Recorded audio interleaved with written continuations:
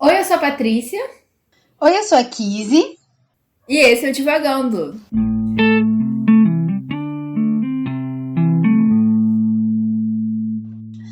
Olá, pessoal! Sejam muito bem-vindos a mais um episódio do Divagando, esse podcast onde a gente fala sobre livros clássicos e as nossas experiências de leitura e os temas e assuntos que nos atravessam enquanto estamos lendo esses livros que às vezes são aí um pouquinho chatos de serem lidos ou que a gente tem algum preconceito quanto à leitura, né? São aqueles livros que já vêm com uma carga, né, social de serem intitulados clássicos. Então, a gente aqui compartilha essas nossas experiências e vocês são bem-vindos para o Filas. Patrícia, você está rindo, Patrícia. Segurando, eu não consegui. Não, você não está segurando porque eu estou rindo. De que você está rindo, Patrícia? Conte para nós. Ai, eu tô rindo porque essa introdução da Kizzy foi... É spoiler de como eu me sinto em relação a esse livro. Paz. Eita, Deus. Uma sincronia, não é mesmo, que temos nesse podcast. Mas, para que você, caro ouvinte, não fique na dúvida, né, caso você não nos siga nas redes sociais, caso você não tenha prestado atenção no nome desse episódio, nesse mês, né, hoje e no próximo episódio, estaremos falando sobre este clássico da literatura brasileira, que é O Triste Fim de Policarpo Quaresma, de Lima Barreto. É o último livro desta temporada, dessa nossa terceira temporada. E já vemos aí, né? Já conseguimos perceber que fortes emoções atravessam a leitura desse livro, né? Então, se você nunca leu, ou se você foi obrigado a ler na escola e já se esqueceu, ou se você fingiu que leu na escola só para fazer a prova ali e não sabe a história, vamos ter um resumo aqui para a gente poder se ambientar e aí finalmente começar a trocar essa experiência que Patrícia já adiantou um pouco da dela para nós. Sim, e não reparem muito na minha voz porque eu estou um pouco gripada. E é realmente gripe. Eu fiz teste e é gripe. Pra me garantir, né? A gente ainda está na era do Covid. Então, eu fiz o teste pra garantir que não era Covid. Mas desculpem a voz meio fanha que vocês devem estar ouvindo. E o Triste Fim de Policarpo Quaresma é a história do Policarpo Quaresma, que é um funcionário público. Tem uma certa obsessão com o país de origem dele, que no caso é o nosso Brasil. Ele é um cara que, não sei se eu posso dizer gosta, mas se interessa muito pela geografia do Brasil, pela história do Brasil, pelas línguas do Brasil. Ele é essa pessoa patriota, nacionalista, ufanista, que ama a pátria acima de tudo, a ponto de ser um pouco chato.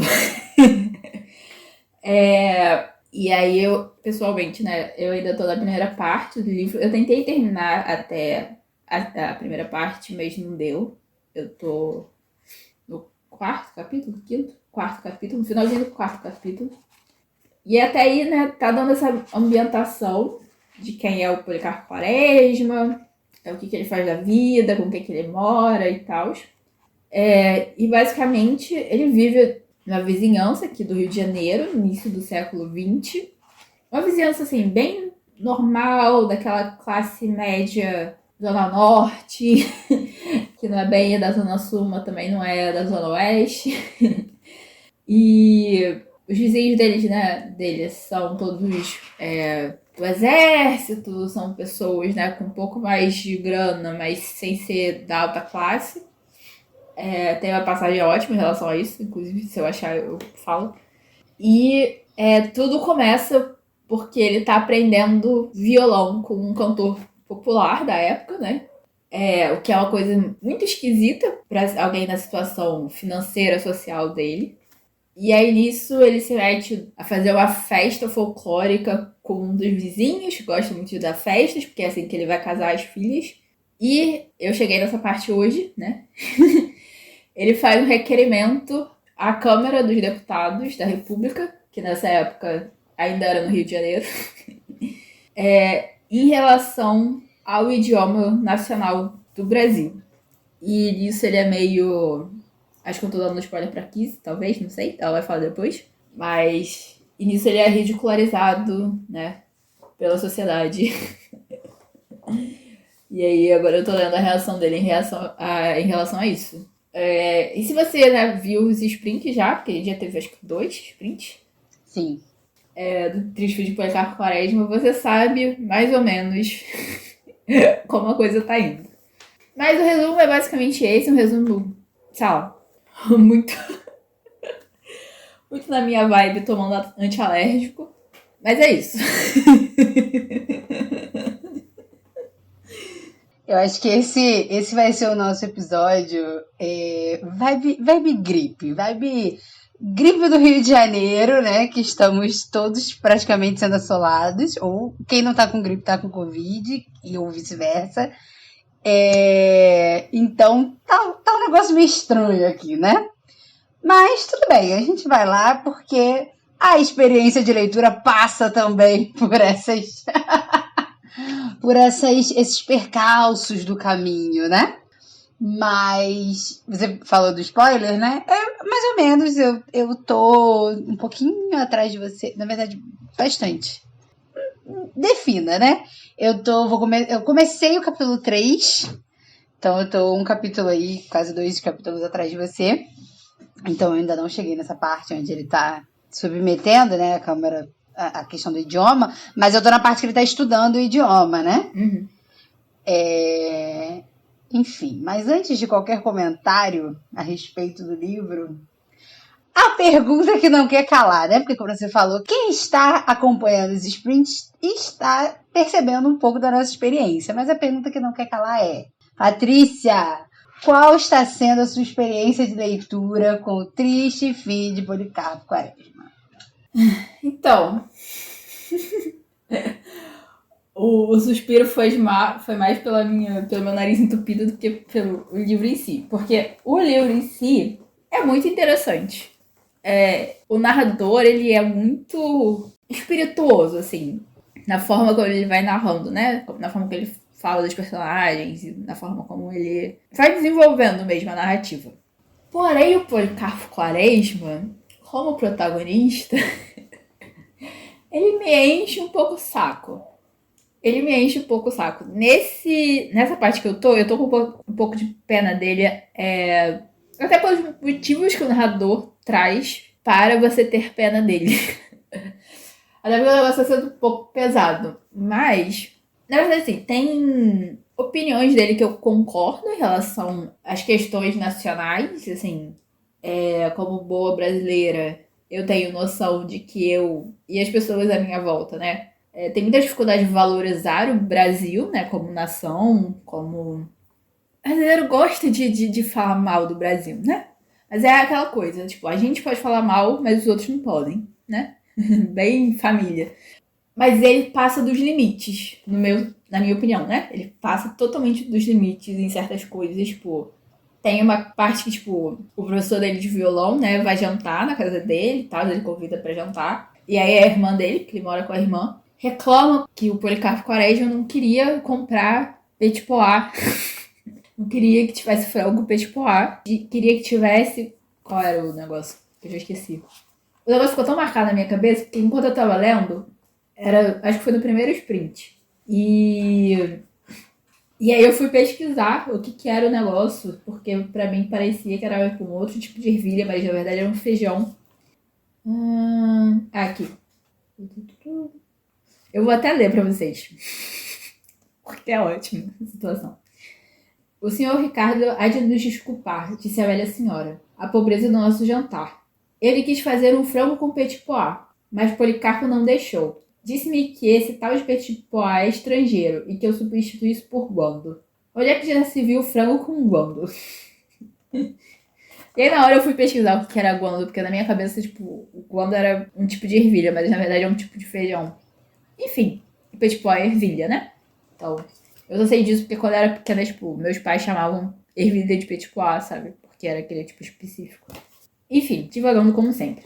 Mas é isso, assim, ele implica com umas coisas que não é necessário. E ele tem umas ideias também de coisas que são brasileiras e que não são exatamente brasileiras. Tem uma outra coisa que ele vai. Aí eu não vou lembrar exatamente o que é, mas tem uma coisa que ele, tipo, numa hora vai atrás, porque ele acha que é extremamente nacional e tal. E aí depois ele descobre que não é, e fica irritado. Mas é isso, assim. Ele passa dos limites. Mas tem umas horas que eu me divirto com ele. Com certas coisas. Mas por enquanto também, a situação ainda tá aparentemente tranquila, né? Acho que ela tá começando a ficar ruim agora. Mas a gente vai ver as cenas dos próximos capítulos. E você, Kizzy? É difícil. É sempre difícil, né, contar um pouco sobre essa experiência. Mas eu acho que eu concordo com você quando diz que a leitura é muito boa, fluida e carismática, bem-humorada, assim, do narrador, né? Essa leitura fluida, assim, que o narrador proporciona pra gente. E concordo muito também que ele é um chato, assim. Mas ele não é chato de ser lido, né? Ele é uma pessoa chata. Quando eu penso no Policarpo Quaresma, eu penso, se eu conhecesse essa pessoa, ele ia ser insuportável e eu tenho certeza que eu seria a pessoa que ele gostaria de conversar. Então, ele seria 2 vezes insuportável pra mim, por conta dos papos chatos dele e porque ele teria alguma fixação pela minha pessoa de conversar comigo a respeito desses assuntos. Porque eu sou essa pessoa. Eu sou essa pessoa que atrai assuntos aleatórios na fila do banco, né? Em filas, né, em geral e quando estou em lugares públicos. No podcast. Ele, no podcast, enfim, né? Mas no podcast, pelo menos, é direcionado, né? Não é uma pessoa que brota do teu lado, que você não sabe quem é, você não sabe de onde surgiu. Você não, enfim, você tem pouquíssimas coisas em comum, a não ser estarem dividindo o mesmo tempo e espaço. E a pessoa, geralmente, puxa um assunto polêmico e absolutamente absurdo, e aí você pensa, eu quero desenvolver esse assunto? Qual a probabilidade dessa pessoa ser insuportável? Qual a probabilidade dessa pessoa me agredir? Né? As coisas andam muito intensas ultimamente, né? Então você tem que ficar aí pensando se vale o seu esforço. Enfim, o Policarpo Quaresma, no meu entendimento, ele é essa pessoa assim, que se eu conhecesse ele, seria muito difícil de convivência. Eu acho que não por conta das ideias dele, mas principalmente pelo fato de que é só disso que ele fala, é a pessoa monotemática. Né? Ele só fala disso. E a grande crítica, assim, né? O grande enfado, né, das pessoas que trabalham com ele é justamente essa, assim, que ele chega e ele só fala disso, de como o Rio Amazonas é maior do que o Rio Nilo. E o Rio... mas o Rio Nilo é maior, mas contaram errado, a métrica é diferente, uma curva especial. Enfim, ele quer porque quer, né? Defender essa... Como é que se fala? Essa valorização, né, do Brasil. Mas o problema é que ele é monotemático, né? Ele fica insuportável. E aí, eu não gosto muito dessa frase, não, mas é tipo, descansa, militante, né? Porque é basicamente isso. Essa é a minha vontade. Eu tenho vontade de falar isso pra ele, entendeu? Porque não descansa, entendeu? Ele só fica nisso, né? Mas eu concordo, assim, com alguns argumentos que ele traz, né? Sobre a questão da valorização, sobre a questão do reconhecimento da qualidade, né, do que a gente faz, o reconhecimento da nossa cultura, né? A apreciação da nossa cultura, porque a gente sempre olha, né? A gente tem a tendência, né? O brasileiro, em geral, tem a tendência de olhar para a nossa cultura em detrimento, né? Sempre menosprezando o que é nosso, em virtude, né, do que é de fora, e aí principalmente a gente vai dizer hoje aí, né, dos Estados Unidos, né, e da Europa, principalmente, né, então a gente não valoriza aí a galera latino-americana, a gente não valoriza a nossa influência, né, dos povos africanos, a gente não valoriza nada disso. Estamos, na verdade, num processo, né, de resgate dessas culturas, dessas influências culturais, né, na verdade, na nossa cultura, porque a gente tem aí pelo menos 500 anos de apagamento, né, histórico do que é nosso, né, de apagamento das boas coisas, não. Porque não é que as coisas boas não existem, as coisas boas existem. Elas não são divulgadas, né? A gente não faz propaganda. A gente tem... Eu tinha uma professora que morria de rir quando eu falava isso na aula, na faculdade, que ela falava... Era a famosa síndrome de vira-lata, né? Achar que tudo da gente é mais ou menos, tudo da gente não é bom, só de fora que é melhor, né? Então, acho que a proposta do Policarpo Quaresma é muito olhar para essa cultura, olhar para essas heranças, olhar para o que a gente faz e para o que a gente desenvolve com mais carinho, né? Com mais apreço. E reconhecer, né, que a gente tem coisas muito interessantes, né? E que a gente produz coisa bacana e não só de fora. Mas o problema dele é isso, né? É a falta de medida, né? A falta de saber dosar a questão. Numa das cenas, cara, eu achei a treva, assim. Inclusive, eu acho que eu li ela durante o sprint. Quando ele tá estudando aí alguma cultura indígena. E acho que o compadre dele bate na porta e ele abre a porta chorando. E todo mundo fica desesperado, tipo, por que você tá chorando? O que aconteceu? Meu Deus, você tá passando mal, você tá doente, você quer descansar? E aí ele fala, não, porque nessa cultura que eu tô estudando, quando a gente recebe a pessoa com lágrimas. E todo mundo fica, mas por que isso? Dá uma angústia desgraçada. Você abre a porta e tem uma pessoa chorando do outro lado. Se ela tá triste, beleza, né? O problema é que a pessoa tá chorando do nada, né? Então eu falei, gente, que homem maluco, né? Porque sem contexto nenhum. Porque também tem isso, né? Que é é o pressuposto, né? De que é o famoso ditar regra, né? Porque ele estudou e aí ele tá dizendo que isso é nacional, né? Que isso é o melhor também. E ele põe em prática, não avisa ninguém, não contextualiza uma alma viva e quer que todo mundo entenda, e quer que todo mundo reaja normalmente a um fator que ele acabou de tirar da cabeça dele de que deveria ser posto em prática, né? Então, assim, falta uma contextualização para as pessoas e é por coisas assim que ele se torna o quê? Insuportável. Mas uma coisa boa, né, dessa valorização da cultura dele, né? Para além do resgate e vinda diretamente de um TCC, gente. Eu tô revisando muito, tô lendo muito texto acadêmico, porque eu vim diretamente de um TCC nessa frase. Mas...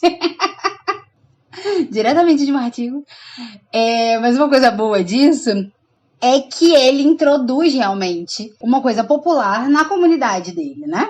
Então, quando todo mundo ali naquele bairro, né, naquela vizinhança, desvalorizava o violão e a cultura popular, né, e as modinhas que se tocava, o fato dele se interessar e dele aprender e dele não ter vergonha disso também, né, porque ele poderia, não, né, eu gosto das coisas do Brasil, mas também sou discreto, ninguém precisa saber que eu valorizo a cultura nacional. Né, como vimos, né, como já conversamos, isso não é uma característica dele, ele, muito pelo contrário, tem orgulho até demais. Então, o fato dele ter esse orgulho, né, de chegar com um violão no braço em casa e romper um pouco desse estereótipo, né, porque aí as pessoas ficam, tipo, olhando, por que ele, né, eu acho que ele é major, enfim, o cargo dele lá no exército, o major, vamos dizer que é major, que eu não lembro mesmo.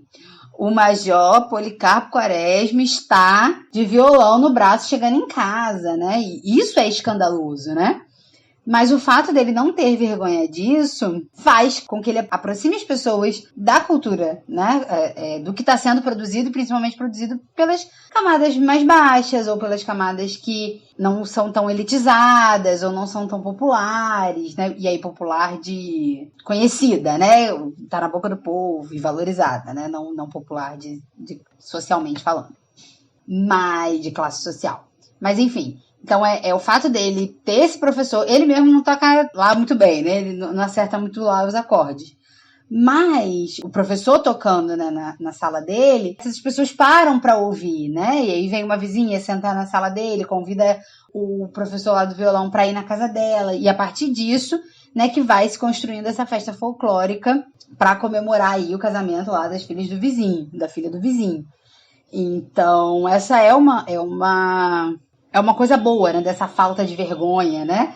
Desse excesso de orgulho que o Policarpo tem com relação à cultura brasileira, né?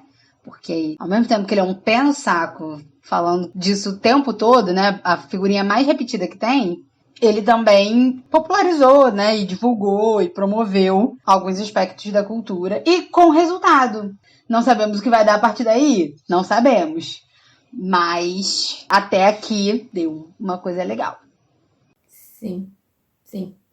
E uma coisa que eu acho interessante disso, né, é que para essa festa, ele e o vizinho dele vão atrás, né, de uma senhora que trabalhou, né, escravizada na casa desse vizinho, porque eles querem, né, como é que é o nome do negócio? Acho que é tipo cantiga, né? Eu vou chamar de cantiga, apesar de esse não ser exatamente o nome que eles usam. Mas assim, de cantigas populares para a festa. Eles não sabem nenhuma e tal, e vão atrás de pessoas que sabem. E aí eles chegam na casa da senhora, e aí ela, tipo, ou não lembra mesmo, ou não queria lembrar, enfim. E aí todas que o general pede pra ela cantar, ela diz que não sabe e tal. E aí tem uma que ela canta, e aí eu achei isso razoavelmente bonito, né? Por mais que traga essa sombra, né, da escravização. Se a gente pensa que o livro saiu em 1915, tipo, era muito perto, né, de quando a escravidão foi, entre muitas aspas, abolida no Brasil, né? É interessante que, tipo, o autor tenha trago nessa figura como detentora da cultura popular, né, brasileira. E aí é uma coisa que é interessante, né? Porque aí tem essas cantigas que elas são... no livro é chamado de caboclo, né? Mas essa mistura do indígena com o negro, com o português e etc. Que eu acho que no fundo é o que torna a gente brasileiro, né? Como é que ele falou assim, existe um apagamento desde o início, né, da colonização do Brasil, né, desse território onde a gente vive. Um apagamento não só cultural, como físico e populacional também, mas a gente aqui tá falando principalmente de cultura porque é o mote do personagem, né, do livro. Mas existe sim esse apagamento e como ela disse, hoje em dia a gente está num processo, né, de resgate. É um processo que hoje em dia ele é mais visível porque ele é fruto de uma luta, né, de muitas e muitas pessoas durante os muitos e muitos e muitos anos, né? Sei lá, pelo menos 2 séculos a gente sabe que tem gente lutando sim para trazer, né, ao imaginário comum do brasileiro as influências africanas, as influências indígenas, como elas são totalmente fundamentais, né, para nossa cultura, e não só, né, aquilo que é português, aquilo que é italiano, aquilo que é alemão, né, mais pontual, mas aquilo que é europeu e branco. Isso tudo é fruto de muita luta e de muita vontade de muita gente que foi muito oprimida e continua sendo muito oprimida hoje em dia. Então eu acho que esse sentido, né, a narrativa do livro, ela, pelo menos até aqui, ela faz muito mais esse trabalho de trazer essa influência diferente, porque a questão também do Ricardo Coração de Todos, esse é o nome dele mesmo? Eu acho que é. Eu acho que é. A gente sempre esquecendo o nome dos personagens, faz parte. É que ele canta modinhas, né? E aí eu fui pesquisar sobre o gênero modinhas, ele é um gênero que se origina em Portugal, né? Por mais que ele não fosse bem visto também no início do século XX no Rio de Janeiro, ele é um gênero originalmente europeu. Então, eu acho que a narrativa em si traz muito mais essa visão diversa, e que eu acho que precisa ser realmente diversa, porque o brasileiro ele nunca é uma coisa só, né? Mas, ao mesmo tempo, o personagem em si tem essa visão muito estreita dessa coisa específica que ele descobre naquele momento que ele acha que é brasileiro, né? E aí, por exemplo, essa questão, né, dele estudar o Tupi-Guarani e querer que o Tupi-Guarani seja o idioma oficial do Brasil, existia gente na época dele que realmente queria levantar essa bola. Pessoalmente, eu acho que seria muito interessante se a gente elegesse o Tupi-Guarani como uma segunda língua e realmente ensinasse e difundisse ele nas escolas e etc, né? Tipo, como uma segunda língua mesmo. Até porque o português do Brasil, né? O meu português é muito à parte. E o meu curso de gramática acabou, mas é uma das questões, né, que foi conversada durante o curso é essa de que o português do Brasil é um português muito específico, muita parte, e que tem gente que acha mesmo que é uma língua à parte, né? Tipo, é o brasileiro, não o português brasileiro. Mas aí vocês que estudam letras, inclusive a Kizzy, depois digam seus comentários nas nossas redes sociais. Não! Não, a pessoa que tá traumatizada com linguística tá dizendo não! Mentira, pessoal, a gente incentiva assim todo e qualquer comentário. Sim. É só um pequeno trauma que eu tô tendo nesse momento. Mas vocês, nossos ouvintes linguistas, digam as suas opiniões sobre isso. Mas ao mesmo tempo você eleger, né, só o Tupi-Guarani, por mais que o Tupi-Guarani já seja uma junção de duas línguas indígenas, é você apagar todas as outras línguas de todos os outros povos originários que fazem parte e que foram aglutinados e aglomerados e enfiados nessa pátria chamada Brasil. E sinceramente, assim, eu vou dar uma opinião muito pessoal agora e que pode me causar problemas, mas é porque ela é muito pessoal minha mesmo. Eu tenho muitos problemas e muitas questões em relação ao Brasil como nação, como pátria. É uma coisa que, tipo, é muito complexa pra mim. O sentimento nacionalista é muito complexo pra mim. E hoje em dia esse não é um sentimento ou uma questão minha simplesmente em relação a o Brasil é ruim e os outros países que são legais. Eu cheguei num ponto da minha visão política que os estados-nações são problemáticos pra mim. Ou eu tenho muitas questões com a ideia e o conceito e a prática do Estado-nação como forma de organização social e política. Mas isso obviamente a gente barra no meu país, né, no Brasil. Mas eu acho que também ter tido mais noção, né, do quão opressor e tão... qual a palavra que eu posso usar?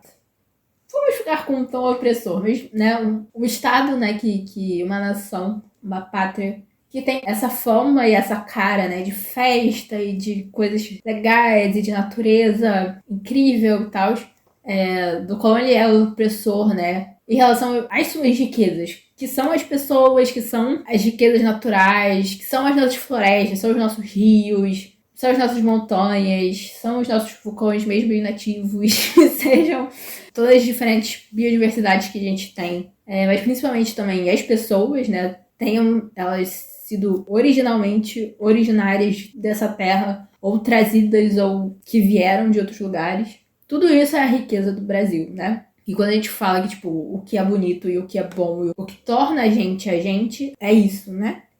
Por mais que as pessoas sejam sempre os mais problemáticos nessa questão aqui, mas a gente gosta desse podcast de ter um pouco de fé na humanidade, às vezes. Ou de tentar ter um pouco de fé na humanidade. Então, a gente vai colocar as pessoas aí junto.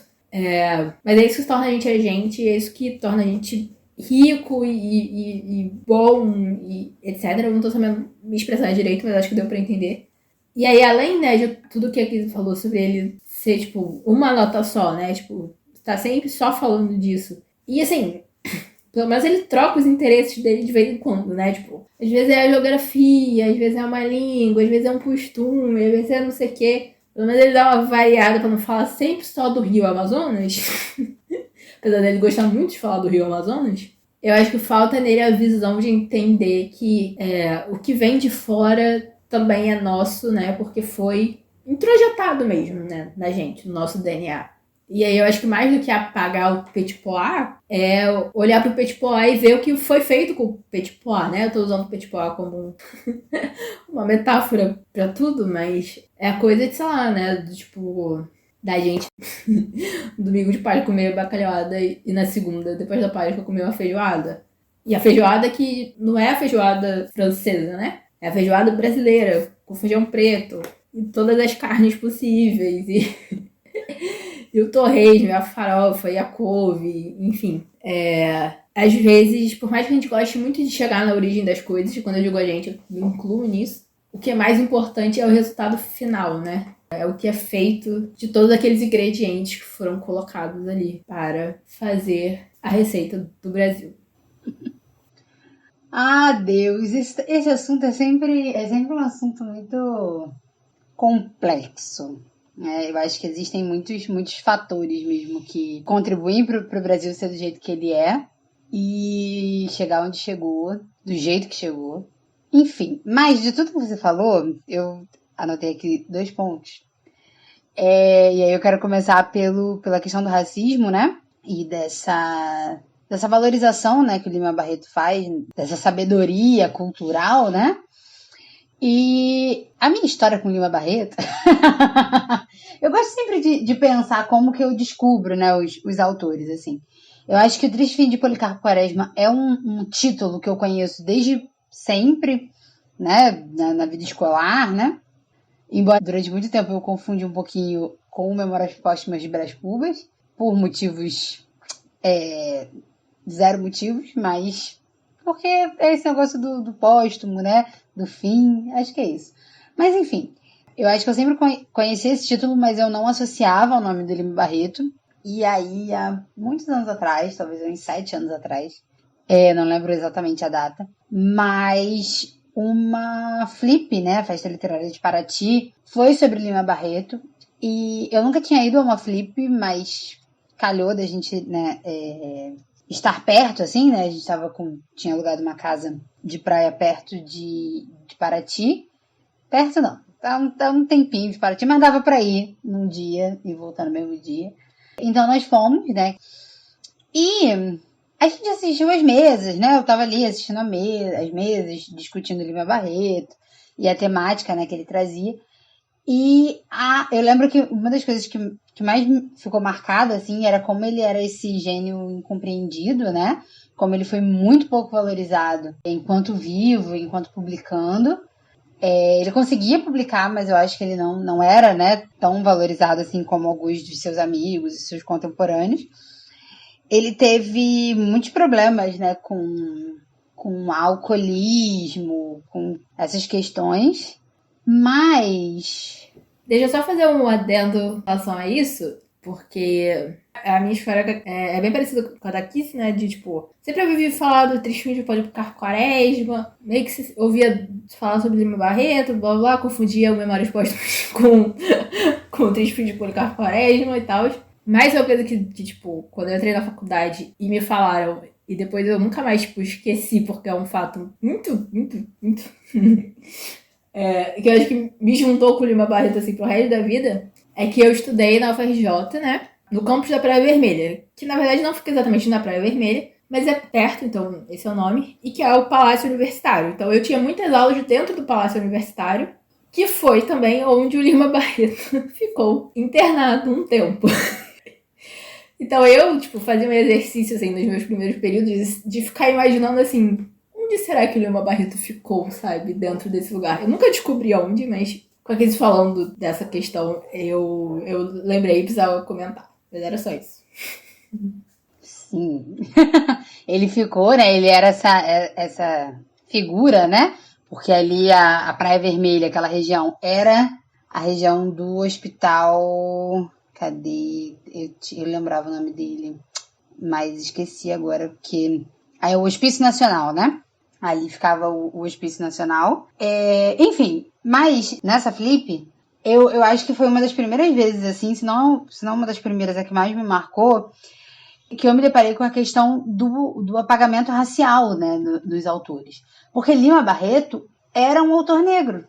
Depois de anos, de um século praticamente, as pessoas, e aí as pessoas que eu digo, né, a literatura, a crítica, enfim, né, a galera que estuda Lima Barreto foi confirmar, né, foi atestar que ele era um homem negro, né, e aí justamente por conta da internação dele no Hospício Nacional, ele deu entrada como um homem branco, né, mas eles eram retratados como homens brancos, mas, e aí é o caso do Machado de Assis, eu não tô lembrando de outra agora, mas com certeza deve ter, de como isso, né, impacta historicamente, né, porque aí quando a gente vai ler a maior parte desses clássicos, né, nacionais, e aí a gente vai citar o Lima Barreto e o Machado de Assis, a gente já vai pensando que, né, já é desse imaginário nacional, enfim, esse imaginário baseado no racismo mesmo, de imaginar sempre a pessoa como branca, né, em posições relevantes, né, em posições de destaque, em posições de prestígio, né, se essa pessoa não é racializada, né, se ela não é apontada aí como negra, como indígena, como, né, a gente vai sempre pensar nesse branqueamento, né. Então o Lima Barreto ele não tá tão despregado assim da realidade, né, que ele vivia, né. Então ele vai, eu acredito, né, eu não sou uma crítica de Lima Barreto, gente, mas eu acredito que parte muito disso, né, parte muito de quem ele é e provavelmente do que ele conviveu, do que ele viu. Eu me lembro que a vida dele foi muito sofrida, assim, eu não lembro de detalhes da vida, mas foi uma vida muito sofrida, muito caótica, assim, intensa, né? E isso pode muito bem respaldar, né? Eu acho que é uma coisa que a gente sempre discute aqui no Divagando, é justamente isso. Quem são esses autores, né? Onde que eles estão, em que sociedade, quem eles são dentro da sociedade que eles estão produzindo, né? E de que forma isso impacta, né? Na escrita deles e na retratação aí desse pequeno universo que eles criam, né? Que eles ali confinam em algumas páginas. E uma outra coisa que eu queria ressaltar é sobre justamente essa construção de nação, né? Eu me lembro que na faculdade, eu fiz museologia, a gente discutia muito, principalmente ali em várias disciplinas, na verdade, como as nações se constroem, né? Porque o museu serve muito a essa construção de nação, né? Esse imaginário, onde se reúne, né? Esses itens, esses artefatos, né? Essas coisas curiosas, né? Que identificam esse povo como nação, né? E aí eu me lembro que existem vários critérios lá para como que uma nação é desenvolvida e tudo mais, tarará, minhas aulas eram maravilhosas. Mas eu acho que o que fica muito, né, dessas aulas para essa discussão é justamente que esse ideal de nação, né, essa construção de uma nação, ela passa pelos seus, eu vou chamar de ícones, mas eu não tenho certeza se é essa palavra, desses seus ícones, né? Dessas coisas que juntam esse povo, né? Porque se a gente pensar num país como o Brasil, a gente tem, né, como a Patrícia falou, a gente tem diversos tipos de climas e paisagens, e neva, e é um calor infernal, e a gente tem deserto, a gente tem praia, a gente tem mar, a gente tem montanha, a gente tem tudo, né? Nesse nosso Brasil de meu Deus. Então, como que você constrói isso, né? E aí você tem que, para você dizer que esse espaço geográfico é uma nação, você tem que fundamentar. E aí você tem a bandeira, você tem o hino, você tem, enfim, várias outras coisas. E você tem esse imaginário, né? E eu acho que a depreciação do Brasil, eu acho que já começa nessa construção desse imaginário. Porque você vai ter aí um momento dessa exaltação do índio, mas aí você vai ter lá, sei lá, Macunaíma, né? Você vai ter esse índio romântico, né? Não que eu não lembro se Macunaíma é dessa vertente. Eu sou péssima nessa questão de escolas literárias. Ainda, porque eu ainda vou chegar nessa matéria na disciplina e é lá que a gente tá firmando as esperanças.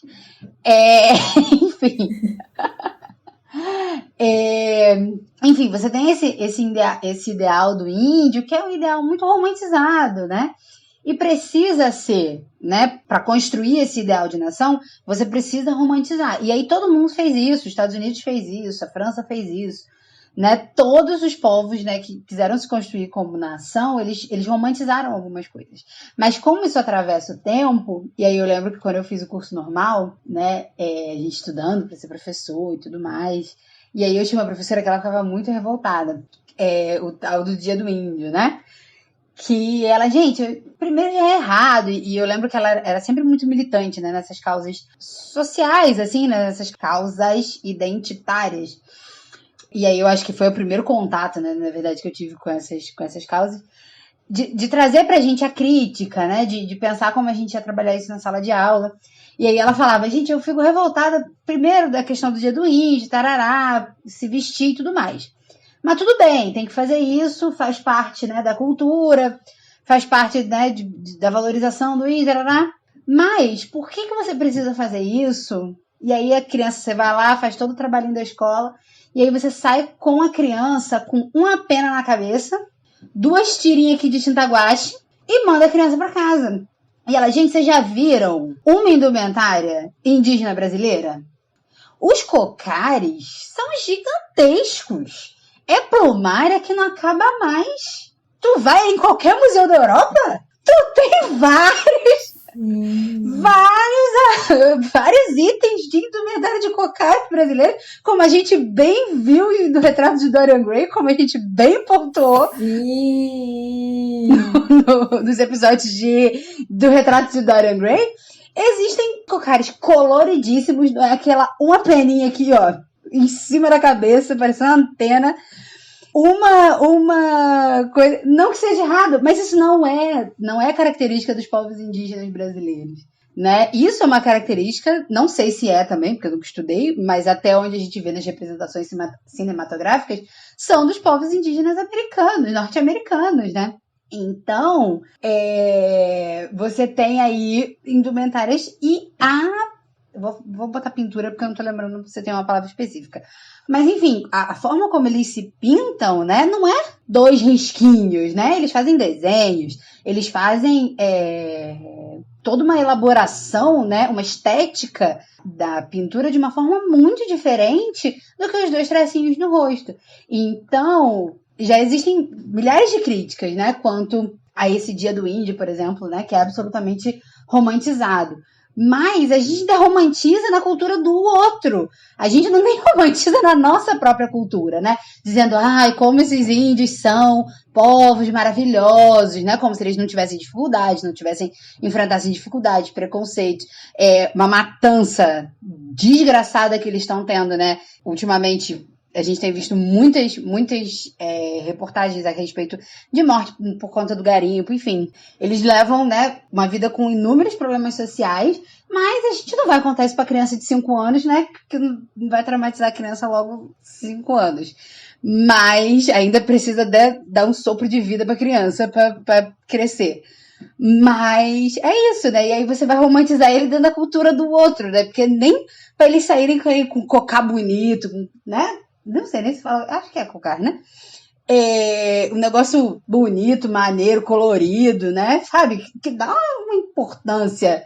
Não, você bota lá uma pena e não criticando, né, o trabalho dos professores, porque, enfim, sabemos como é difícil, mas criticando a forma como a educação do Brasil é feita, né? E aí a forma como essa construção de nação é feita. E aí você falou sobre o idioma, né? Sobre esse português abrasileirado. E aí eu estou estudando linguística, né, gente?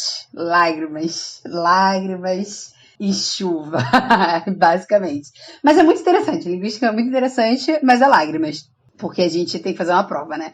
Aí a gente marca a parte das lágrimas. Mas é uma coisa que muitos linguistas dizem, eu não vou citar autores para não passar vergonha, mas eles falam muito sobre a língua, que a língua é um acordo, né, entre um povo, né? Existem entre um grupo de pessoas, na verdade, né, que essa língua é um acordo. E aí a nação, né, e eu acho que a língua é um dos fatores, né, que compõem esse ideal de nação. Língua e nação é esse acordo, né? É a gente que se juntou e falou assim, então, nós somos uma nação. Tanto que a gente vai para outro país e a gente é brasileiro, né? Tu grita aí, vai lá, qualquer lugar, lá para os Estados Unidos, tem lugar que só tem brasileiro praticamente. Tu grita na rua, todo mundo brasileiro. Um ou outro que vai querer pagar de americano, um ou outro que vai querer pagar de europeu e tudo mais, mas as pessoas se reconhecem, né? Porque são os acordos que a pessoa possui que constroem a gente, né? Que constroem as nossas vivências, que constroem a nossa forma de ver o mundo, né? A nossa forma de comer, a nossa forma de pensar e de agir. E agora que eu voltei a ver, né, os dramas coreanos, Isso fica muito claro, né? Porque é muito diferente, né? A cultura oriental, né? A cultura coreana. Porque quando a gente consome muita coisa brasileira, né? Brasileira não. Muita coisa norte-americana. Então, como a nossa cultura, né, já tá saturadíssima desses elementos, a gente acaba não percebendo, né? A gente acaba não sentindo essa diferença, né? Tem uma diferença ou outra, mas não é nada muito gritante. Mas quando a gente vai, né, olhar para as culturas orientais, né, que a gente vai perceber, né, que o mundo é diferente da gente, né? Outros lugares no mundo são diferentes de nós. E é isso. Rodei e já não sei mais onde eu vim parar. Mas é isso, pessoal. Sim. Sim. Uma coisa que, para reforçar, inclusive, o seu ponto, né, de quão saturada a nossa cultura está, né, dos Estados Unidos em si, não só essa representação romântica do índio, né, ela é baseada na representação midiática, principalmente, do índio norte-americano, como essa visão já é uma visão totalmente romantizada, né, e eu acho que hoje em dia a gente tem muito mais visibilidade e muita mais percepção, inclusive e principalmente, né, pela luta desses povos todos, da vida do indígena real, né, dos povos que estão aí e que continuam aí, mesmo com toda a opressão, com toda a repressão, com toda a eliminação e exterminação, inclusive, né. Hoje em dia a gente vê muito mais isso e a gente percebe também o quanto essa representação do índio estadunidense ou norte-americano já é romantizada. Então a gente, né, passou muito tempo, e quando a gente diz muito tempo, eu acho que eu e a Kiss, a gente cresceu ainda nessa época, que a representação do índio era essa, e era como se o índio fosse uma entidade mística única, que todos os povos indígenas fossem iguais. E é isso que, por exemplo, assim, o Policarpo Quaresma trazendo só o Tupi-Guarani, a gente hoje em dia vê como isso é problemático, até porque pessoas da época dele, posteriores, tiveram essa mesma ideia, e a gente entende hoje em dia como isso seria também um apagamento de todas as outras culturas e outros idiomas indígenas que a gente tem no Brasil. Mas é isso, né? Essa representação do índio com as duas peninhas no cocari, os dois risquinhos de tatuagem na cara, é a romantização da romantização da romantização da romantização de uma coisa que nem brasileira é, né? Mas aí, por outro lado, né, e aí quando a educação funciona, quando os professores eles não estão totalmente sufocados pelo sistema e eles conseguem fazer coisas legais, uma professora minha de ensino fundamental, né, ensino fundamental 1, uma vez fez um trabalho, né, de pesquisar realmente lendas e trazer de qual povo exatamente que era essa lenda e etc. E eu nunca vou esquecer, assim, eu posso não lembrar dos detalhes, né, da lenda em si. E que provavelmente a versão que eu achei como uma criança, sei lá, de 8 anos, era uma versão muito falha, muito resumida também. Mas eu lembro, né, que foi a história de como a mandioca nasceu, né? E eu acharam muito bonita, que eu não vou contar agora, porque eu também nem lembro os detalhes, como eu tava falando, mas enfim. Mas aí por exemplo, né, a educação dando certo na vida da pessoa. Você tem os momentos assim, né? E eu lembro que tinham histórias muito bonitas, realmente. E, por exemplo, a minha mãe, ela fez muito... Minha mãe também é professora, né? Ela fez muitos trabalhos nesse sentido também, inclusive levando alunos... Acho que era no Museu do Pontal, que tinha realmente, né, uma coleção de artefatos indígenas e tal. Enfim, quando a gente investe em educação, as coisas dão certo, gente. O resumo desse episódio é esse. Mas você falou da lenda indígena, eu também não lembro detalhes, obviamente, mas a que eu lembro que me contaram, né, na época da escola, é da Vitória Regia. Uhum. Que era alguma coisa lá, enfim, alguém morria e virava Vitória Regia. Mas eu lembro que era muito bonita também. Sim. Era só esse adendo mesmo, porque você falou da mandioca e eu falei da Vitória Regia. Mas é isso, eu acho que realmente é isso, gente. A gente tem que investir na educação, a gente tem que valorizar a educação, a gente tem que pensar em pessoas que investam em educação, a gente tem que valorizar pessoas que investam em educação.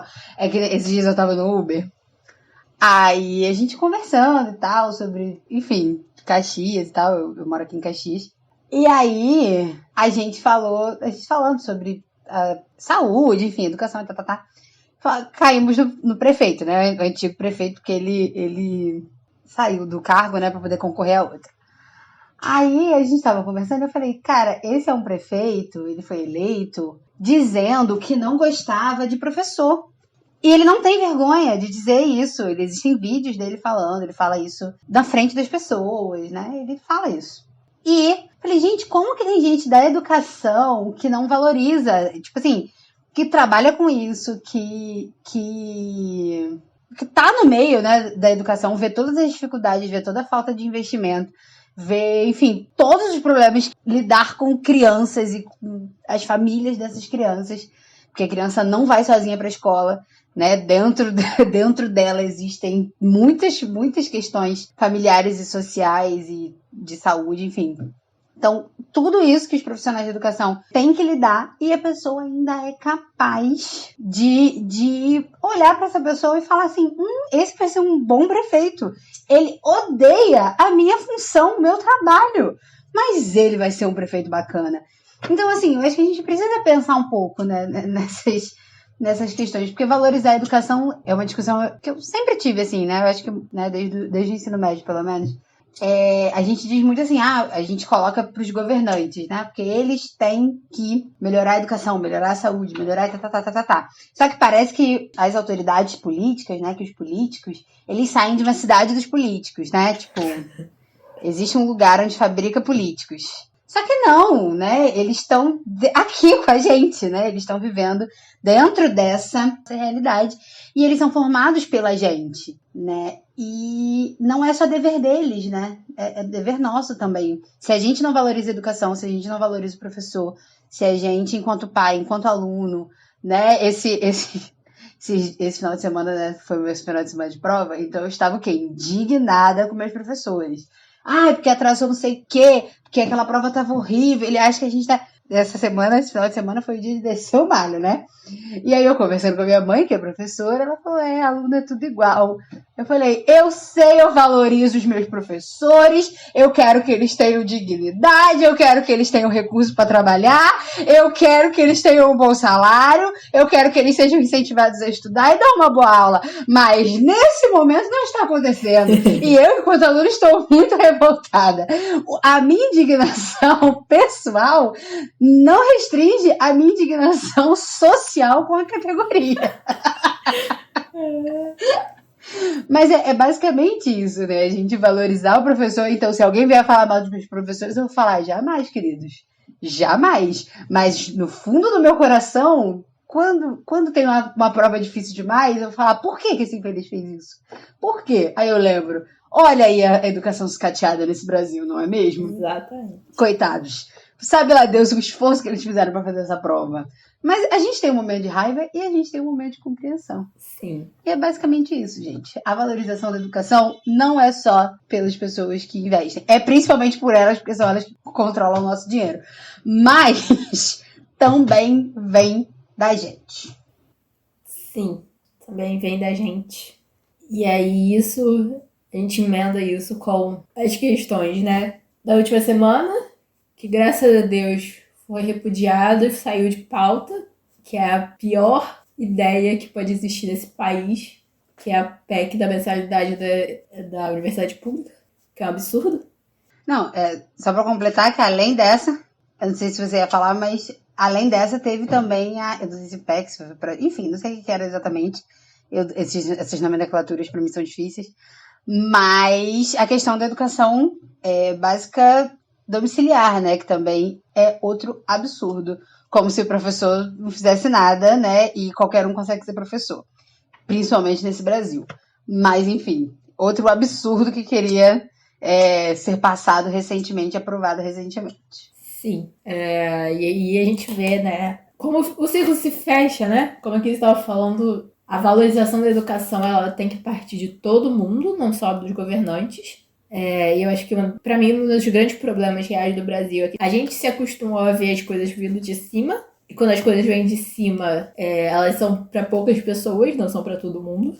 Eu acho que a cena do Brasil é essa, no final das contas. Então, a valorização da educação ela tem que vir de todos os lados, realmente, para a gente impedir que esses absurdos, como o que estavam sendo discutidos nesses últimos tempos, aconteçam. E a gente precisa impedir... Eu vou falar agora, e quem é bom entendedor vai entender. Mas é porque estava tendo uma cena no livro que eu comparei os personagens que estavam conversando, né, pelo tom da conversa deles a tios do pavê. E a gente precisa impedir que os tios do pavê vençam novamente. Porque, assim como aconteceu em Caxias, o negócio aconteceu em nível nacional e a gente não pode ter de novo isso, né? Mas são os mistérios desse Brasil nosso. Deus. Não só Deus. Não é só Deus nessa causa, tá? É a gente também. Sim. Em outubro, votando com consciência. Nada de voto em branco, nada de voto em nulo. E votar é importante, pessoal. Voto consciente, gente. Voto consciente. O voto consciente, exatamente. Votar e votar com consciência. Exato. Mas é assim que a gente termina o nosso episódio de hoje, que a gente se estendeu nas questões políticas do Brasil, mas que fazem todo sentido em relação ao livro que a gente está lendo, que é O Triste Fim de Policarpo Quaresma, porque é sobre o Brasil, é sobre a gente, é sobre a nossa nação. Então, está tudo conversando. E é isso, a gente falou sobre política, a gente falou sobre educação, a gente falou sobre formação da nação brasileira, a gente falou sobre linguística, a gente falou de muita coisa realmente. A gente falou de gripe, falou de Covid, falou de tudo. Então esse foi um Divagando recheado de divagações para vocês. A gente espera que vocês tenham gostado do episódio. E se vocês gostaram ou não gostaram, ou o que vocês quiserem falar, vocês têm como quiser. Vocês têm como falar com a gente, vocês têm como expressar a sua opinião para com os assuntos tratados neste querido podcast. E como você pode fazer isso? Você me pergunta, caro ouvinte, e eu te digo. Você pode falar com a gente através das nossas redes sociais. Nós estamos no Twitter e no Instagram, no @divagandolivro. Então segue a gente, compartilha o episódio e compartilha também aí o que você acha, se você já leu O Triste Fim de Policarpo Quaresma, o que você entende, pensa e reflete sobre essas questões políticas, nacionalistas e como isso tudo acontece no Brasil, como poderia acontecer, quais são as nossas possibilidades e vias e enfim. Quase um tema de uma redação, pessoal, se vocês estiverem afim. Quem quiser se preparar aí para o Enem, já pode desenvolver o tema nas redes sociais do Divagando. E sem esquecer, obviamente, que nós estamos todo sábado às 3 horas da tarde com o nosso sprint literário. Esse mês nós estamos lendo O Triste Fim de Policarpo Quaresma. Então, nós estamos lá numa live do Instagram. Vai lá, vai ler com a gente, vai tirar um tempo aí para ler, para estudar, para, enfim, ler o seu livro preferido. E vai lá conversar com a gente, porque a gente gosta disso, de ler e conversar. E é isso, pessoal. Um beijo e até daqui a 15 dias com o final desta leitura sobre O Triste Fim de Policarpo Quaresma. Sim, gente. Um beijo, um abraço. Até o próximo episódio e até o próximo sprint.